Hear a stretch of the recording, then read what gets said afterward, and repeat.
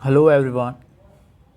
Today we discuss about one of the most important topic in complex analysis। जैसा कि हमने पिछले lecture में भी डिस्कस किया था कि आज हम stereographic projection of complex number देखेंगे। पिछले लेक्चर में हमने कॉम्प्लेक्स नंबर की डेफिनेशन देख ली थी, कॉम्प्लेक्स नंबर को रिप्रेजेंट करने का तरीका देखा था, कार्टेशियन प्लेन में किस तरह से रिप्रेजेंट किया जाता है और उसकी पोलर फॉर्म देखी थी, वेक्टर रिप्रेजेंटेशन देखा था। और आज हम देखेंगे stereographic projection of complex numbers. तो बने रहिएगा और आराम से इसको समझने की कोशिश करते हैं। पूरा सिंपल सा टॉपिक है, ज़्यादा लेंथी नहीं है और ज़्यादा हार्ड भी नहीं है, लेकिन इम्पोर्टेंट है। ठीक है बात, तो शुरू करते हैं। तो देखिएगा, stereographic projection of complex numbers, इसका मतलब सीधा सा ये है कि जो हमारे कॉम्प्लेक्स नंबर्स होते हैं z इक्वस टू इस तरह से, z equals to x plus iota y something, इस तरह से हमारे पास जो नंबर होते हैं इनको हम स्टीरियोग्राफिक प्रोजेक्शन, मतलब इनका हिंदी अर्थ ये होगा कि त्रिविम में इनका क्या देखा जा सकता है, प्रोजेक्शन देखा जा सकता है इन नंबर्स का। तो कहाँ दिखेगा, कैसा दिखेगा, वो सारी चीज़ हम इस टॉपिक में डिस्कस करने वाले हैं। तो देखिएगा, अब देखते हैं इसका कंसेप्ट कैसे आया। The relation of the point at infinity to the points of the complex plane. ठीक है, ये रिलेशन देखने के लिए हमने इसको इस तरह से किया है। ठीक है, become very clear now through the representation of complex number on the surface of a sphere called the Riemann sphere. Clear बात। In the honour of famous जो मैथमेटिशियन हैं उनके नाम पे उसको, उस स्फीयर को हमने रीमन स्फीयर बोला, क्योंकि उन्होंने इसकी खोज की थी। ठीक है, now Riemann who is introduce this idea. ठीक है, the complex plane is the called stereographic projection of surface of the Riemann sphere. ठीक है, हम सारे के सारे जो हमारे कॉम्प्लेक्स प्लेन हैं उसको हम एक स्फीयर की सरफेस पे मैप कर देंगे, तो वही हमारा क्या कहलाएगा, stereographic projection of complex numbers. ठीक है बात, यहाँ तक ये तो हुआ इसका कंसेप्ट। अब किस तरह से करना है वो देखते हैं। ओके गाइस, अब हम यहाँ पर कुछ अजम्पशन करते हैं। देखिएगा, कंसीडर करते हैं यहाँ पे एक 3D plane. Consider a 3D plane and an sphere whose centre is O. ठीक है, एक स्फीयर कंसीडर कर रहे हैं और इसी स्फीयर को हम, ये जो स्फीयर नज़र आ रहा है आपको, इसी स्फीयर को हम रीमन स्फीयर बोलते हैं। ठीक है बात। Whose centre is origin 0 0 and radius is 1। Radius 1 ली है और सेंटर 0 0 लिया है। ठीक है बात। नाउ पॉइंट एन जो पॉइंट आपको नज़र आ रहा होगा ये यहाँ पर जेड एक्सिस पर, एन के कोऑर्डिनेट है 0 0 1 इज नॉर्थ पोल। ठीक है, नॉर्थ पोल है ये। And the point S 0 0 -1 is south pole. मतलब दोनों के दोनों, नॉर्थ पोल और साउथ पोल, दोनों के दोनों जो पॉइंट हैं वो दोनों ही पॉइंट आपके जेड एक्सिस पर हैं। ठीक है बात यहाँ तक। ओके, नाउ नेक्स्ट आगे बढ़ते हैं कि now take a point p x comma y. अब पी एक्स कोमा वाई हमने जो पॉइंट लिया है वो कहाँ पर है ये देखिएगा, उसके कोऑर्डिनेट देखिए एक्स कोमा वाई, मतलब पी एक्स कोमा वाई आपका जो पॉइंट है वो एक्स वाई प्लेन में है, हाँ या ना। और एक्स वाई प्लेन ही क्या होता है, कॉम्प्लेक्स प्लेन होता है। सही बात है, हमने पिछले में देखा कि हम हर एक एक्स कोमा वाई को हम एक्स प्लस आयोटा वाई की तरह लिख सकते हैं। मतलब हमारा हर एक एक्स कोमा वाई वाला जो पॉइंट है is similar to x plus iota y. मतलब एक्स वाई जो प्लेन है हमारा वो कॉम्प्लेक्स प्लेन की तरह पर यहाँ पे काम करेगा, राइट। ठीक बात। अब आगे देखते हैं कि ये एक्स वाई प्लेन के अंदर हमारा पी जो पॉइंट है ये वाला, ये पॉइंट हमारा एक्स वाई प्लेन में है, okay. And draw a line, एक लाइन ड्रॉ करते हैं, a line from p to n, p से एन तक एक रेखा खींचते हैं हम, जो आपको साफ साफ इस जगह पर नज़र आ रही होगी, देखिएगा आ रही है ना नज़र, ये वाली, ठीक है। तो पी से एन तक हम एक लाइन खींचते हैं, उसके बाद में it can be easily see that the line p n, जो पी एन है, it cuts the sphere at a point, ठीक है। ये आपकी जो पी एन जो लाइन है ये वाली, ये इस स्पेयर को कहीं ना कहीं पर तो काटेगी, और जहाँ काट रही है हम उस पॉइंट को P star x comma y comma z दे देते हैं, क्योंकि वो 3D में है, वो आपका एक्स वाई प्लेन में नहीं रहेगा, वो स्पेयर पे रहेगा, ठीक है बात। Then the point p star x comma y comma z is set to be a stereographic projection of P x comma y, मतलब आपके इस पी की, ये जो आपको ब्लू कलर में पी दिख रहा है, इसकी प्रोजेक्शन कौन सी वाली, स्टीरियोग्राफिक प्रोजेक्शन वाली जो है प्रोजेक्शन, वो पी स्टार कहलाएगा। कब, जब ये पी एन आपका कहीं ना कहीं पर इस स्पेयर को पी एन जो लाइन है वो काट रही होगी, मतलब जहाँ पे भी काटेगी वही लाइन आपका इस पी बिंदु का स्टीरियोग्राफिक प्रोजेक्शन कहलाएगा। तो अब हमें करना क्या है, हमें सिंपली अब सिंपल सी चीज़ें करनी है, ये स्मॉल एक्स वाई जो है इनकी हमें वैल्यू फाइंड करनी है, इस कैपिटल एक्स वाई जेड की वैल्यू फाइंड करनी है in terms of x comma y, ठीक है। मतलब we have to find capital X, capital Y and capital Z in terms of x and y, ठीक है बात, वो हम निकालते हैं, ठीक है बात।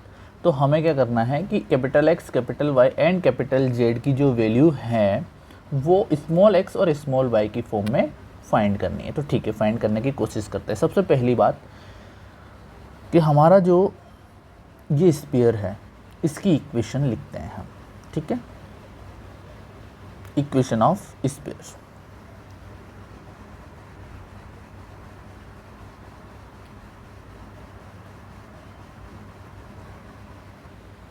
ओके, तो हम जानते हैं कि equation of the sphere whose centre is 0 0 and radius is 1, तो उसकी इक्वेशन ये हो जाएगी capital X square plus capital Y square plus capital Z square equal to 1, capital X Y और जेड क्यू वाई, क्योंकि हमने जो इसके कोऑर्डिनेट लिए हैं कोई पॉइंट पी के जो स्पेयर पे है उसके coordinate capital X capital Y capital Z की फॉर्म में लिए हैं, तो इक्वेशन यही आएगी।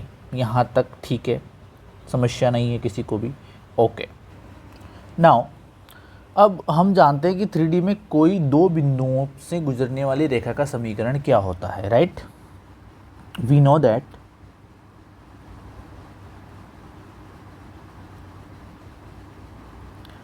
द इक्वेशन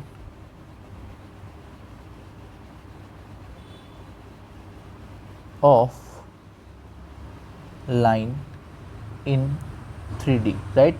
3 डायमेंशन के अंदर हम जानते हैं, मान लीजिए कोई रेखा है और ए है, ठीक है, ए कोई बिंदु है और ए बिंदु के निर्देशांक है x1, y1, z1, ठीक है, और कोई अदर लाइन है, मतलब पॉइंट है जिसका कोऑर्डिनेट है b, x2, y2, z2, ठीक है, इस तरह से। तो ये a और b आपकी जो लाइन होगी, ये दो बिंदुओं से गुजरने वाली जो रेखा होगी, उसका समीकरण कैसे होता है, वो हम इस तरह से लिखते हैं कि x माइनस x1 और x2 minus x1 equal to y minus y1 और z2 minus y2 minus y1 and equal to z minus z1 z2 minus z1, इस तरह से लिखते हैं। तो अब यहाँ पर भी हम क्या करने वाले हैं, हम यहाँ पर Pn जो हमारी लाइन हमने ड्रॉ करी है, Pn ऊपर देख लेते हैं हम डायग्राम में, Pn उस दोनों बिंदुओं के कोऑर्डिनेट है अपने पास, तो Pn रेखा के समीकरण लिखेंगे, ठीक है बात। तो लिखते हैं, ओके। नाउ देन इक्वेशन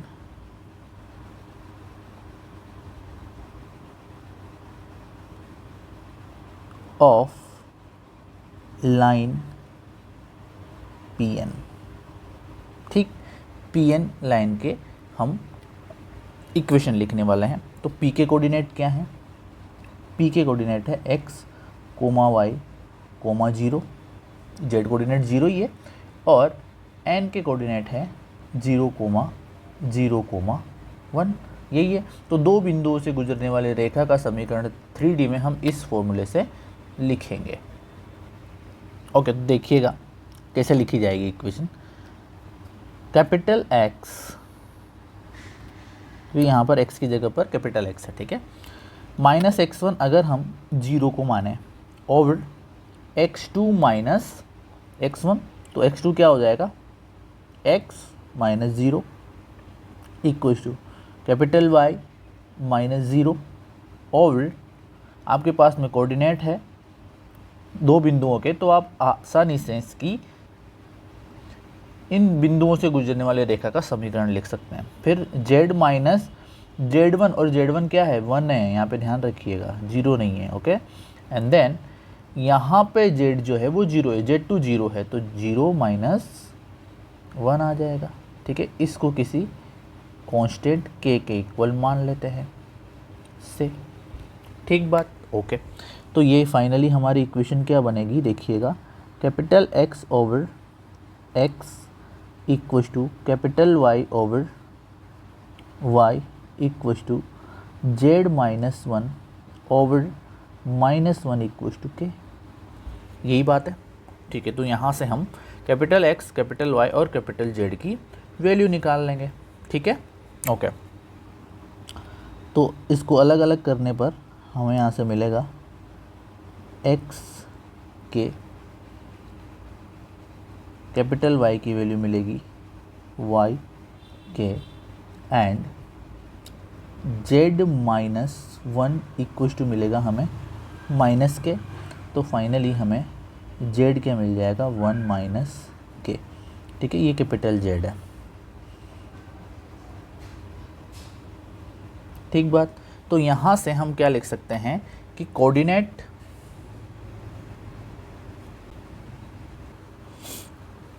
ठीक है, तो coordinate of any point at line p n is this, ये हो जाएंगे capital X, capital Y and capital Z की वैल्यू। क्यों? क्योंकि हमारे पास में हमने यहीं से निकाले हैं ये, राइट, ठीक है बात। सारे coordinate capital X, capital Y और कैपिटल Z। अब हम जानते हैं कि since p n line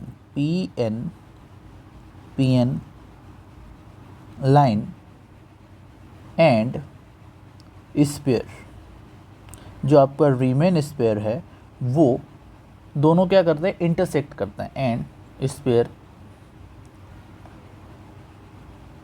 intersecting, ठीक है, इंटरसेक्ट कर रहे हैं।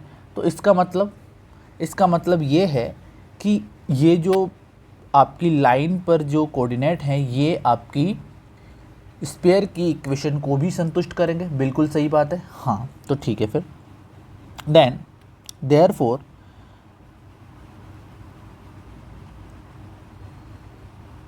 Small x comma k, small y comma k and 1 minus k are satisfy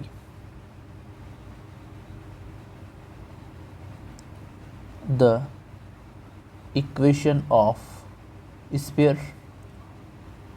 सही बात है ये, ओके। नाउ अगर ये उसको संतुष्ट करेंगे, क्योंकि पी एन जो लाइन है हमने ऊपर देखा वो प्रतिच्छेद कर ही रहे हैं, और जहाँ पे प्रतिच्छेद करेगा वहीं पर उसका स्टीरियोग्राफिक प्रोजेक्शन मिलेगा, तो वही तो हमें निकालने हैं। तो क्या है?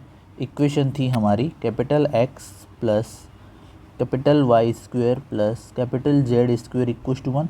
तो इसमें हम ये वैल्यू रख देते हैं कैपिटल X की जगह पर x कोमा मतलब एक्स के स्क्वायर प्लस स्मॉल y के स्क्वायर प्लस 1 माइनस के होल स्क्वायर इक्वल टू 1, यही तो बनेगा। और इसके बाद में इसको सिंप्लीफाई कर लेते हैं थोड़ा सा। ओके, तो ये क्या हो जाएगा, ये हो जाएगा एक्स स्क्वायर के स्क्वायर प्लस वाई स्क्वायर के स्क्वायर प्लस 1 प्लस के स्क्वायर माइनस 2 के, ठीक है, इक्वल टू 1। ठीक बात। तो देखिए 1 से तो 1 कैंसिल, तो ये क्या बनने वाला है, एक्स स्क्वायर के स्क्वायर प्लस वाई स्क्वायर के स्क्वायर, ध्यान यही रखिएगा अपना, प्लस के स्क्वायर माइनस 2 के इक्वल टू 0। यहाँ से के स्क्वायर कॉमन आ रहा है, तो ये x square plus y square plus 1 के स्क्वायर इक्वल टू 2 के को इधर ले जाएं, तो के से के कैंसिल हो सकता है आपका। तो फाइनली ये कैंसिल तभी हो सकता है जब ज़ीरो ना हो, ठीक है ना। तो यहाँ से हम लिख सकते हैं x square plus y square plus 1 के इक्वल टू 2।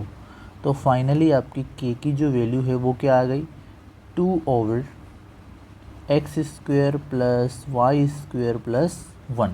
और यहाँ से हम कैपिटल एक्स, कैपिटल वाई और कैपिटल जेड की वैल्यू निकाल सकते हैं, ठीक है। तो फिर नाउ देखते हैं अब हमारा आया क्या था result. Capital X equal to था कुछ इस तरह से, capital X equal to x के था, राइट। तो यहाँ से के की वैल्यू रख देते हैं, तो कैपिटल एक्स हमारे पास मिल जाएगा 2x over x square plus y square plus 1, ठीक बात। ओके, देन कैपिटल वाई क्या था, स्मॉल वाई इंटू के, तो ये हमें मिलेगा 2y over x square plus y square plus 1। And then z, capital Z जो था वो था हमारा 1 माइनस के, तो 1 माइनस के लिखेंगे तो 1 minus 2 over x square plus y square plus 1, ये के की वैल्यू है। तो दिस डिनोमिनेटर एलसीएम आ जाएगा, x square plus y square plus 1 minus 2 over x square plus y square plus 1, ठीक है। यहाँ तक कोई समस्या नहीं होगी। आगे देखिएगा, इसको थोड़ा सा सिंप्लीफाई और कर लेते हैं, तो x square plus y square minus 1 over ये बचेगा आपका x square plus y square plus 1 which is z, ठीक है। तो हमारे पास एक्स वाई जेड तीनों की वैल्यूज़ आ चुकी हैं, और यही हमें चाहिए थी। हमें क्या चाहिए था, capital X, capital Y, capital Z की वैल्यू चाहिए थी in terms of small x and small y, वो हमारे पास में मिल गई है। तो हमारे पास स्टीरियोग्राफिक प्रोजेक्शन आ गई है। मतलब हम इसे अगर कोऑर्डिनेट की फॉर्म में लिखना चाहें तो ये कुछ इस तरह से हो जाएगा, capital X comma capital Y comma capital Z is equivalent to something. हमने अभी अभी जो वैल्यूज़ निकाली है वो आ जाएगी 2x x square plus y square plus 1 comma 2y over x square plus y square plus 1 and comma x square plus y square minus 1 over x square plus y square plus 1। और हम जानते हैं कि यहाँ पर एक संबंध होता है x और y और z में, तो उसे हम इस तरह से भी लिख सकते हैं, 2x ओवर ये होता है आपका मोड z का स्क्वायर। अभी पता लगेगा आपको कहाँ से लिखा, वैसे तो ध्यान आ गया होगा पिछले लेक्चर वाली बात, और अगर नहीं आई है तो वो देख लेंगे हम यहाँ पे, यही आएगा। और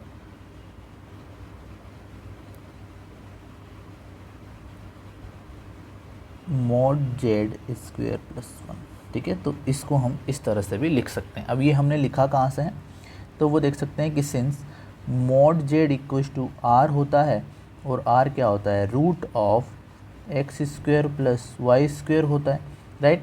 तो हम अगर इस मोड जेड का स्क्वायर कर देंगे तो ये x square plus y square हो जाएगा। तो हमने सिंपली इसकी जगह पर ये वाली चीज़ रिप्लेस करी है। तो हमें यहाँ से क्या मिला, इसका मतलब क्या था, देन स्टीरियोग्राफिक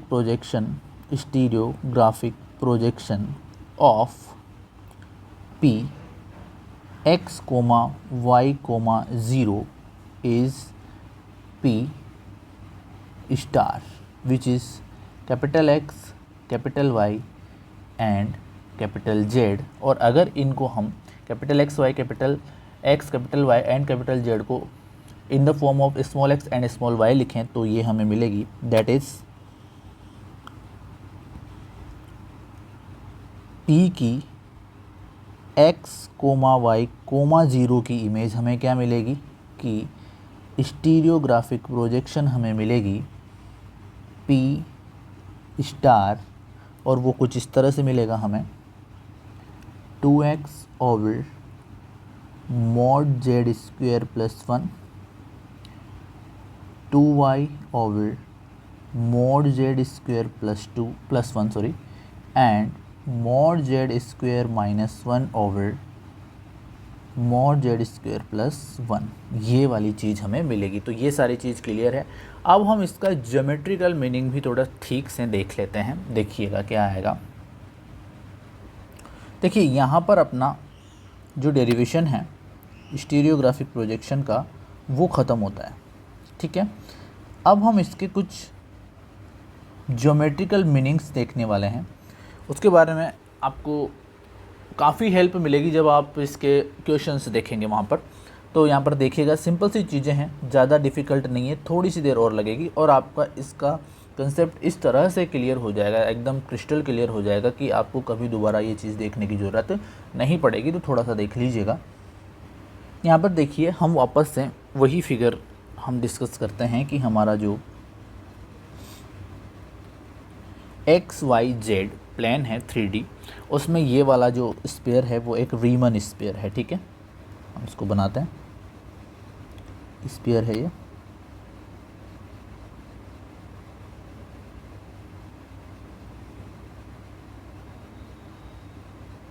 ठीक बात। और एक्स वाई प्लेन जो हमारा कॉम्प्लेक्स प्लेन रिप्रेजेंट कर रहा था यहाँ पर, वो कुछ इस तरह से था।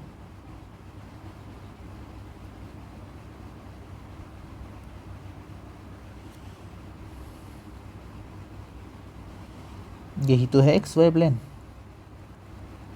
ठीक है। अब यहाँ पे कुछ कॉन्सिक्वेंसेस लिखने वाले हैं हम, देखिएगा उनको। हमने क्या देखा था कि हमारा अगर कोई पॉइंट है यहाँ पर, कौन सा, P, कहीं पे भी है, सिंपली P मान लेते हैं यहाँ पर है, और ये हमारा नॉर्थ पोल है। तो हमें इसको मिलाना होता है, Pn को हमें मिलाना होता है। तो जैसे ही हम Pn को मिलाते हैं, हमारे पास में यहाँ पर एक प्रतिच्छेद बिंदु प्राप्त हुआ, मतलब ये P स्टार है, राइट। मतलब इस P की जो प्रोजेक्शन है वो यहाँ पर मिलेगी। मतलब यहाँ कोई आपका अगर ये x प्लस आयोटा वाई वाला कॉम्प्लेक्स नंबर है तो ये यहाँ पर मैप हो रहा होगा, यही बात है, ठीक है। इसी तरह से अगर मान लीजिए कोई कॉम्प्लेक्स नंबर यहाँ है, ये कोई q है, ठीक, और इसको अगर मैं नॉर्थ पोल से मिलाऊंगा तो एक लाइन मुझे मिलेगी जो यहाँ पर इस स्फीयर को काटेगी, और ये देखिएगा आपको मिल जाएगा, ठीक है। यहाँ पर इस क्यू का क्यू स्टार आपको प्रोजेक्शन मिलेगी, ठीक है। तो ये बाहर जितना भी है, देखिए जितना भी बाहर वाले सब कहीं ना कहीं यहीं काट रहे होंगे, इधर होगा वो भी यहीं पे काटेगा। मतलब हमें सामने वाली चीज़ नज़र नहीं आ रही है 3D में, मतलब इसका स्फीयर जो है ये वाली चीज़ हमें नहीं नज़र आ रही है। लेकिन मान लीजिए कोई यहाँ पर है तो ये इसको यहाँ नहीं काट रहा होगा, ठीक है।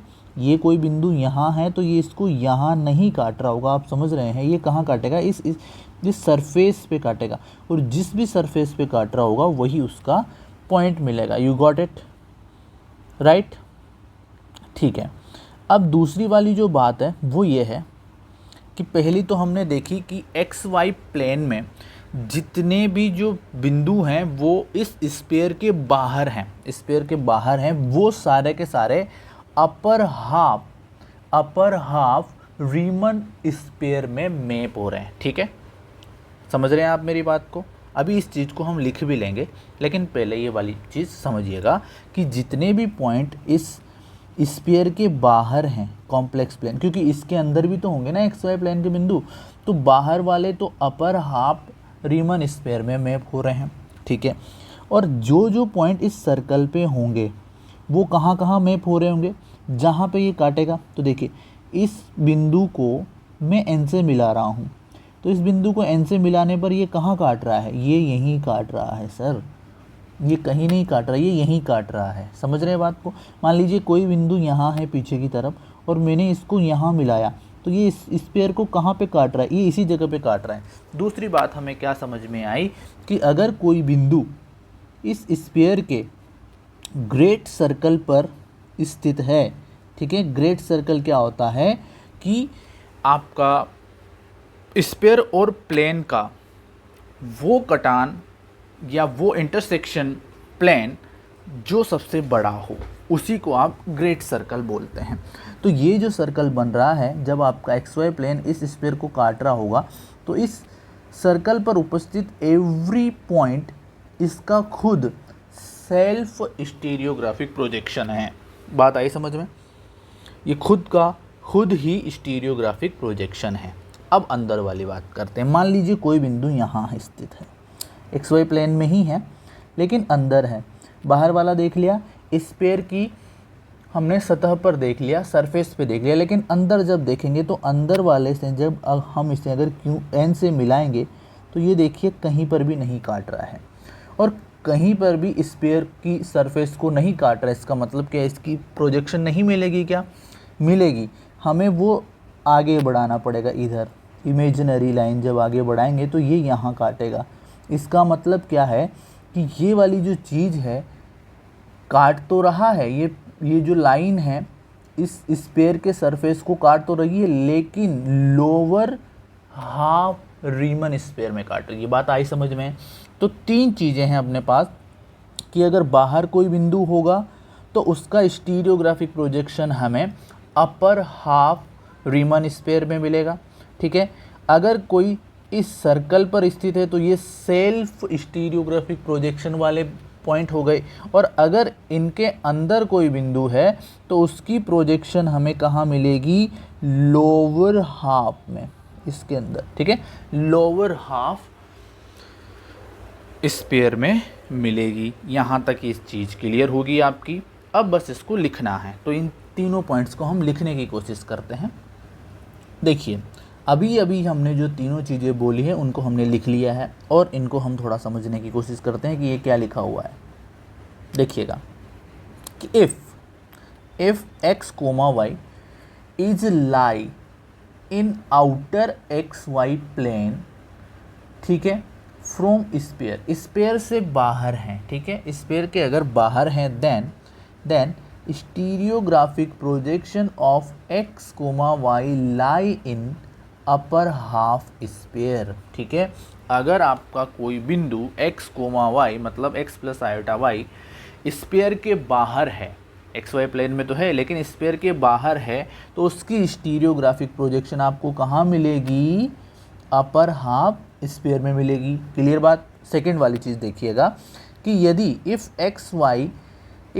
x comma y lie in the circle which intersection of sphere and plane, ठीक है, उस सर्कल में लाई करता है आपका x कोमा वाई जो कि स्फीयर और एक्स वाई प्लेन का इंटरसेक्शन है, then stereographic projection of x comma y is lie in the circle, उस सर्कल के अंदर लाई करेगा, ठीक है, और इट सेल्फ भी बोल सकते हैं, and projection it is self, ठीक है। जो स्टीरियोग्राफिक प्रोजेक्शन होगी आपकी वो इट सेल्फ होगी, मतलब उसका स्टीरियोग्राफिक प्रोजेक्शन वो खुद ही आएगा, ठीक है। ओके, नेक्स्ट ये हम थ्योरेटिकली भी प्रूफ कर सकते हैं, जैसे हमने अभी ज्योमेट्रिकली देखा था वो थ्योरेटिकली भी हो जाएगा कि if x comma y lie in inner plane, मतलब that is x comma y lie in sphere के अंदर हैं, then stereographic projection of x comma y lie in lower half sphere, ठीक है। कहाँ लाई करेगा? Lie in lower half sphere. तो यहाँ से आपकी स्टीरियोग्राफिक प्रोजेक्शन वाली जो चीज़ है वो मैं आशा करता हूँ पूरी क्लियर हो चुकी होगी।